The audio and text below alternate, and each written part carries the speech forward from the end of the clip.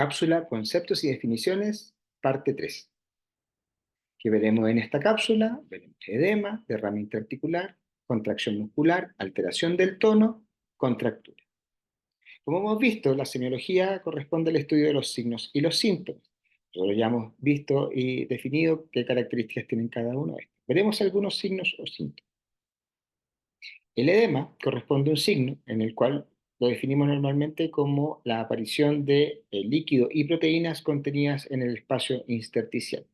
Normalmente se define al edema como el edema de tipo transudado y el de tipo exudado, en donde el transudado corresponde a una mayor concentración de líquido versus una concentración proteica baja, versus el exudado, en donde existe una mayor concentración de proteínas versus líquido.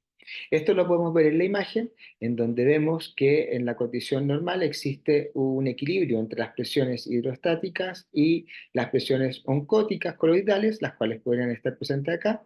En el caso del transudado, la presión aumenta y libera líquido y fluido al espacio intersticial o extravasa desde esta zona. En cambio, en el exudado se produce una mayor concentración proteica debido a los cambios de presión que producen que estas proteínas salgan al espacio intersticial. Y por eso tienen características diferentes que lo hacen, por ejemplo, en el caso del edema transudado, un edema blando, ¿ya? El cual está con un continente más líquido y por lo tanto es de fácil apreciación y que cuando uno lo comprime puede volver a su condición normal. En el caso del exudado tiene una característica más de gel debido a la concentración proteica. Por lo tanto, lo que podemos ver es en esta imagen una prueba que se conoce como el signo de la fobia o signo de Godet, que lo que nos muestra es la compresión y por lo tanto, como quedan las marcas de estos dedos en el video, significa que hay una concentración proteica mayor, por lo tanto, esto corresponderá a un edema de tipo exudado.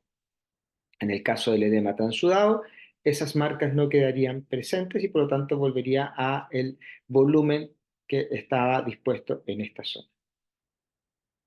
¿Qué es el derrame intraarticular? Es la acumulación de líquido en o alrededor de una articulación provocando una inflamación de la misma. ¿Ya? Esto lo podemos ver en esta imagen, que es una resonancia, en donde normalmente podemos encontrar derrame articular en la rodilla en especial, tobillo, hombro, codo y cadera. No significa que en otras articulaciones no esté presente, pero especialmente están en esta. Y este puede ser de tipo séptico, o sea, por infección, o de tipo aséptico debido a un trauma o aún debido a un proceso degenerativo. Cuando hablamos de contracción muscular no estamos hablando de un signo o un síntoma, sino que estamos hablando de una función que ustedes bien conocen cómo se realiza, que tiene que ver con mecanismos y con estructuras moleculares de pequeño y de mayor tamaño, ya que lo cual va a provocar la contracción del músculo.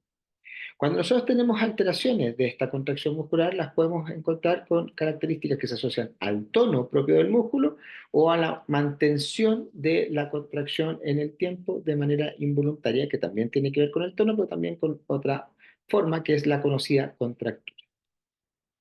La alteración del tono puede deberse por dos motivos, que son la alteración de este reflejo debido a una alteración de la primera neurona en lesiones del sistema nervioso central o de la segunda neurona, por ejemplo, en lesiones de nervio periférico o en otras condiciones que no tienen que ver con la lesión del sistema nervioso, ya sea periférico o central. ¿Ya? Y esta puede provocar una hipotonía, o sea, un descenso del tono, o una hipertonía o un aumento del tono. Normalmente en patologías neurológicas nosotros podemos encontrar esta hipertonía y que la caracterizamos con el nombre de espasticidad. Pero en lesiones musculoesqueléticas también podemos encontrar un aumento del tono que se conoce como espasmo muscular. Por lo tanto, la diferencia entre espasmo muscular y contractura es la siguiente. La definición de espasmo muscular es la contracción involuntaria más o menos localizada de tipo tónico o fásico de este músculo.